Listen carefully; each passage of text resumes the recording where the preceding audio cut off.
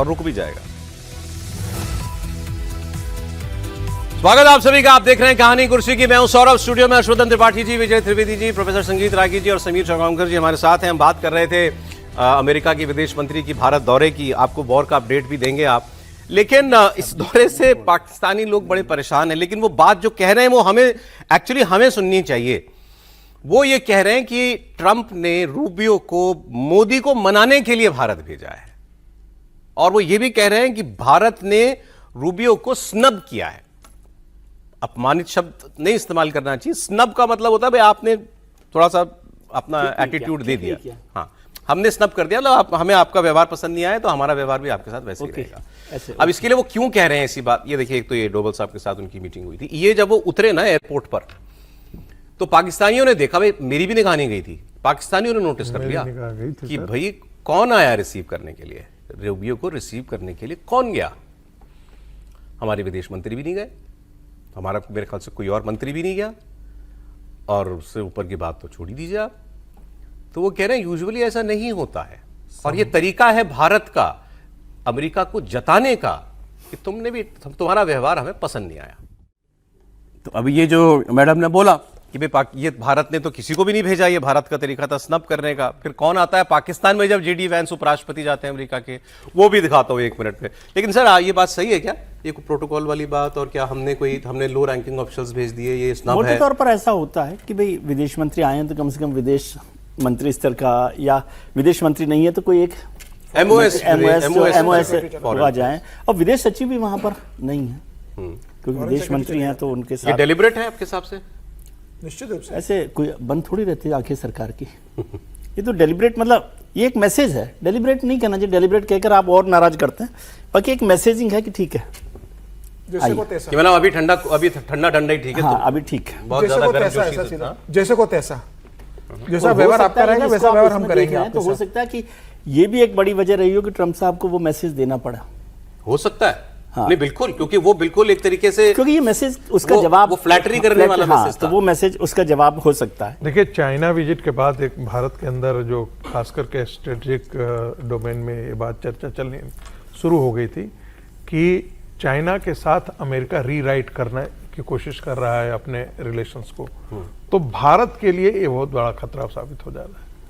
तो इसलिए, क्योंकि जब उसके साथ संबंध होंगे तो उसके बड़े बड़े जो कॉरपोरेट जो थे उनको लगता था कि शिफ्ट करेंगे भारत की तरफ से, वो शायद शिफ्ट करना बंद कर जाते। ये तो एक तर्क ये दिया जा रहा था।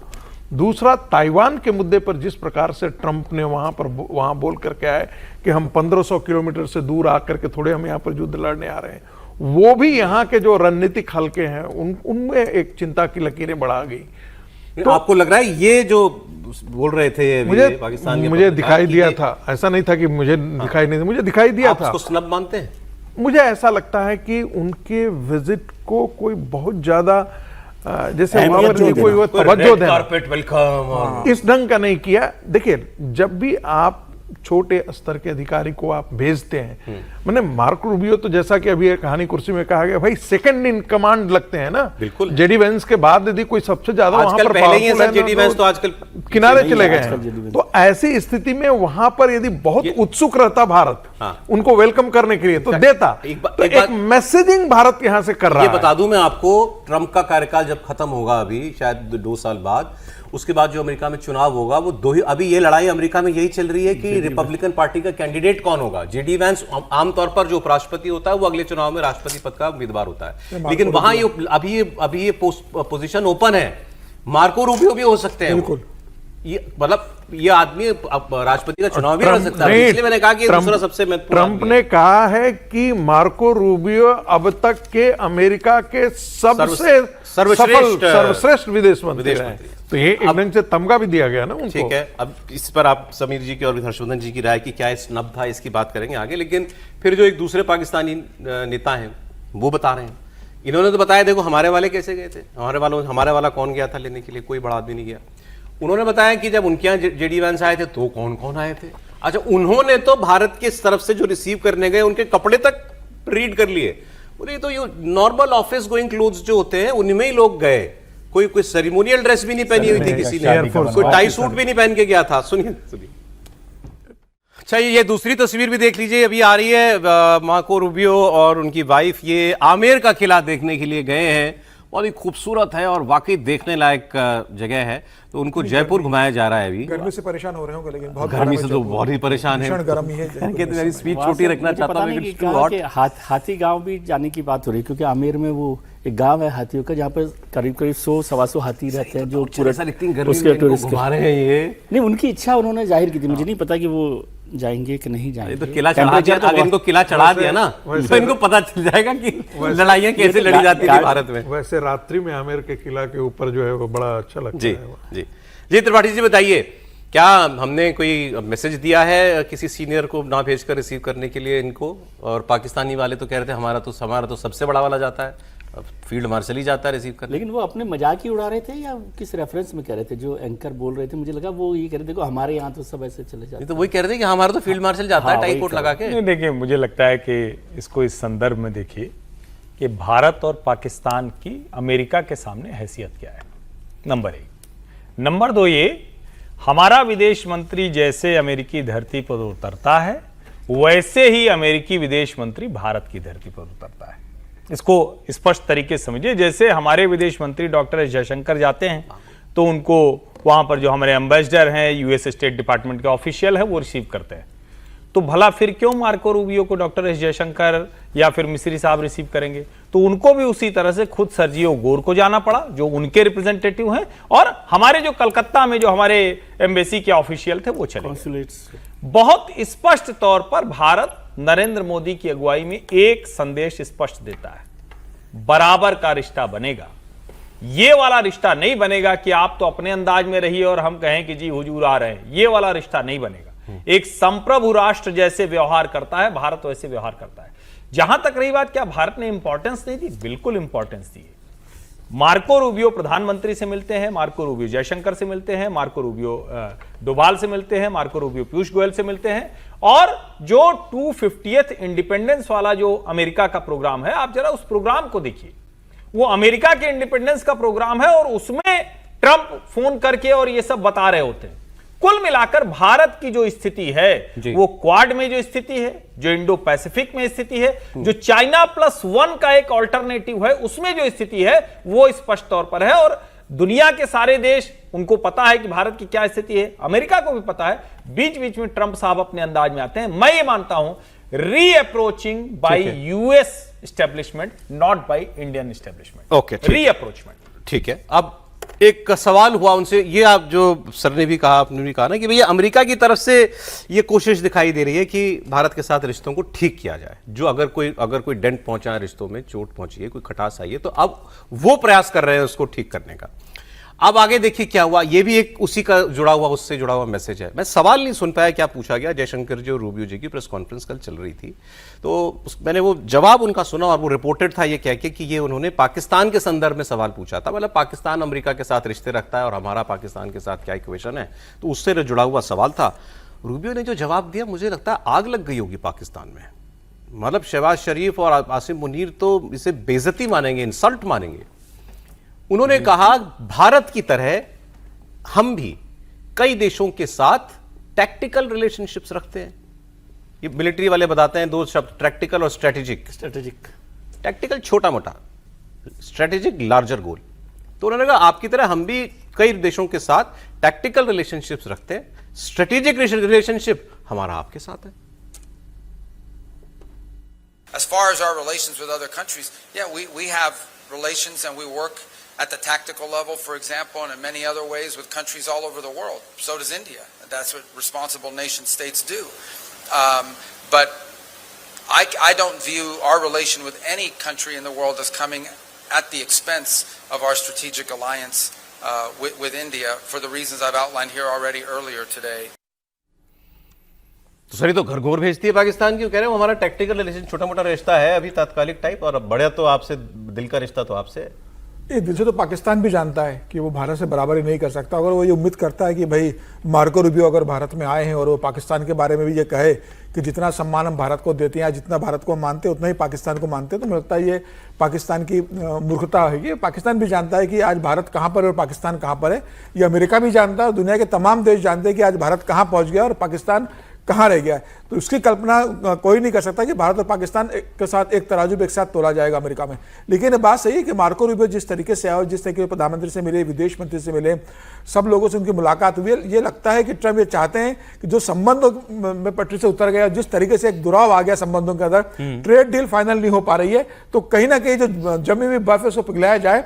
और जिस तरीके से ट्रम्प लगातार भैया देते रहे, भारत के खिलाफ देते रहे, भारत के ट्रेड डील को लेकर देते रहे, जिस तरीके से ट्रम्प के बयानों में उतार चढ़ाव रहा, तो मुझे लगता है प्रधानमंत्री मोदी ने संदेश दे दिया था कि भाई ऐसा नहीं चलेगा कि आपको जो मन में आएगा भारत के साथ व्यवहार करो, हमारे बारे में जो चाहे आप बयान दो, ट्रेड डील को लेकर आप कुछ भी बोलो, किसी भी तरह की आप सैंक्शन लगाने की बात करो, और उसके बाद उम्मीद करो कि हम आपके लिए पलक पावड़े बिछा देंगे, हम आपका पूरा सम्मान करेंगे। संभव नहीं है। आप सम्मान दोगे तो आपको सम्मान मिलेगा, आप 2 कदम चलोगे तो हम भी आपके साथ 2 कदम आगे बढ़ेंगे। एक सवाल और, इसमें भी शायद पाकिस्तान के लिए एक मैसेज था।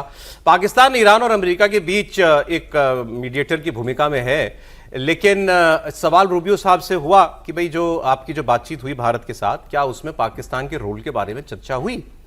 अब आप सुनिए इसमें उनका क्या जवाब रहा कि भारत के कंसर्न्स की बात हो रही थी, तो अमेरिका क्या समझता है भारत का कंसर्न पाकिस्तान को लेकर क्या है, वो सुने आप। They're concerned about the things they're always concerned about, obviously. India is always pointing to the fact that there are armed terrorist groups operating from Pakistani territory that target India. They're always concerned about that. But as far as the role they played as a mediator and a facilitator in the Iran situation, it never came up. I don't think that they would complain about that. I mean, their issues with Pakistan are different. मुझे लग रहा है हम अब जो भी उनका brief होगा इस विजिट का, वो बड़ा खुल के बोल रहे हैं। और भारत के कंसर्न्स उन्होंने कहा, भारत हमें बताता रहता है कि वहां पर आतंकवादी अड्डे हैं, इसका मतलब वो इस बात को जानते हैं और ये इसको एक्सेप्ट कर रहे हैं वो एक तरीके से, और हम स्ट्रेटेजिक लेवल पार्टनर है, पाकिस्तान टैक्टिकल। देखिए, भारत के और अमेरिका के स्ट्रेटेजिक पार्टनरशिप तो बहुत बड़ी है, उसका मुकाबला पाकिस्तान के साथ वैसे भी नहीं किया जा सकता। स्ट्रेटेजिक पार्टनरशिप में भारत का सबसे बड़ा स्ट्रेटेजिक पार्टनर है एक तरह से अमेरिका पाकिस्तान के साथ। लेकिन बात यह है ना कि अभी जब ये बातचीत हो रही है ईरान, अमेरिका, इजराइल की, तो पाकिस्तान उसमें माने ना माने वो बना वही है, कहीं ना कहीं है। और यदि रूबियो साहब कहते हैं कि टेररिज्म को लेकर भारत ने अपने कंसर्न जाहिर किए पाकिस्तान को लेकर, तो क्या पाकिस्तान और अमेरिका के रिश्तों में कोई कमजोरी आई है इस मसले पर खासतौर से? सही बात है। क्या अमेरिका ने पाकिस्तान को टेररिज्म पर कोई सलाह दी है, एडवाइस दिया है या स्नब किया है? कुछ भी नहीं किया है। बिल्कुल। तो इसलिए क्या होता है, विदेश मंत्री को जैसे होता है ना, जहाँ रहें वहाँ पर उस तरह से मीठा मीठा बात, यहाँ आए तो यहाँ की बता रहे हैं, वहाँ की बात हो वहाँ पर उस तरह से कर रहे हैं।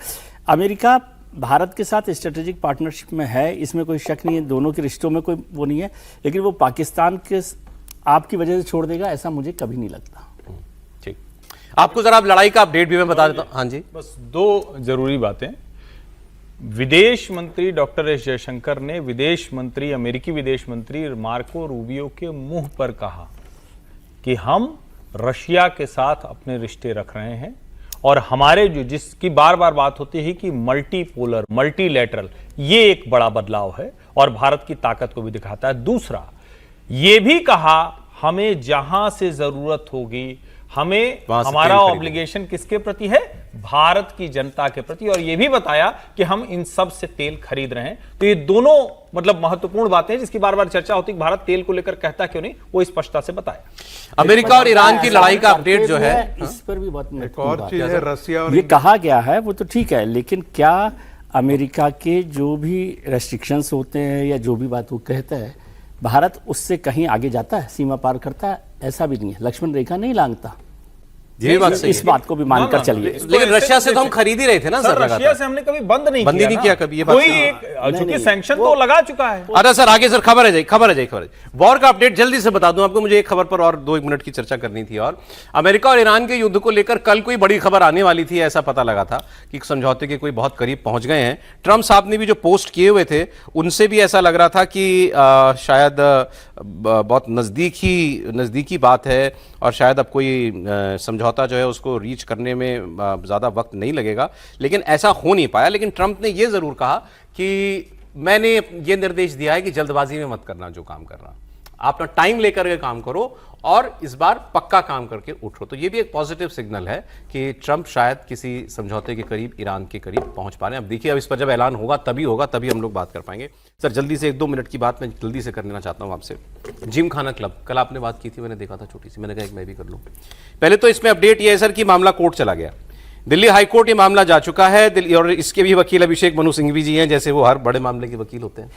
अभिषेक मनु सिंघवी जी ने इसको लगवाया है और कल इसकी कल लिस्ट हो गया सर, कल है, कल वो मेंबर भी है, मेंबर भी होंगे शायद, इसलिए गए। कल सुनवाई भी है। राहुल गांधी भी जिम खाना क्लब के मेंबर हैं और जिम खाना क्लब को कांग्रेस के एक प्रवक्ता ने, मैं टाइम नहीं मैं आपको सुनाता, उन्होंने कहा मोदी सरकार भारत की ऐतिहासिक विरासतों को चुन चुन कर तबाह करने पर तुली। ऐतिहासिक विरासतों को ये कांग्रेस की विरासत तो कम से कम नहीं थी, ये तो ब्रिटिश जमाने की विरासत है। उनका इतिहास तो वहीं से आता है। नहीं, और फिर उसमें उन्होंने कहा कि प्रधानमंत्री की सुरक्षा को लेकर के इसकी ये खाली करने के लिए कहा गया है जिम खाना क्लब को सिक्योरिटी रीजन से। तो प्रधानमंत्री तो बहुत बड़े इलाके बंगले में रहते हैं, बहुत बड़ा एरिया है वो, तो उनको बताना चाहिए कि वो उनका जो LKM है, 7 LKM लोक कल्याण मार्ग, वो कितना बड़ा है। ये कांग्रेस के प्रवक्ता ने पूछा, सुनिए। तो इसके बाद बीजेपी के नेता ने उनको जवाब दिया है कि 7 LKM की का जो एरिया है वो है 14,101 स्क्वायर मीटर और सोनिया गांधी जी का बंगला 10 जनपद, उसका एरिया है 15,181 मीटर। आज भी सोनिया गांधी जी का बंगला वो प्रधानमंत्री के बंगले से बड़ा है। पहले PM हाउस था ना वो 10 जनपद। तो कह रहे ऐतिहासिक धरोहर है, बताया जा रहा है। देखिए, ब्यूरोक्रेट्स की, बड़े बड़े जनरल्स की, बड़े बड़े नेताओं की, अरे ये अंग्रेजों की जो Indians and dogs are not allowed, उनकी विरासत है भाई। हाँ, नहीं, बाकी यूज तो वो वही जो उस मानसिकता के लोग हैं वहां रहते हैं। देखिए, इसके मेंबर क्या दिया, आप लिस्ट देखेंगे तो आपको पता लगेगा। जो लोग बताते हैं जो उसके मेंबर हैं, कई बार हमें भी उपयोग करने का मौका मिला है। तो आप बाईपास सर्जरी करके ही जाते हैं, किसी के मेंबर को ही यूज़ करते हैं और फिर जाकर के वहाँ पर आप चले जाते हैं। तो एक शानदार 27.5 एकड़ में फैला हुआ ये चारागाह है, जहाँ पर बियर की बोतलें, शराब की बोतलों और उसके साथ जो है वो पॉलिसी डिस्कशन होता है। मेरा मानना है, और सुन लीजिए, धैर्य रखिए थोड़ा सा। इसमें क्या जजेज नहीं है? सब हैं। हाँ।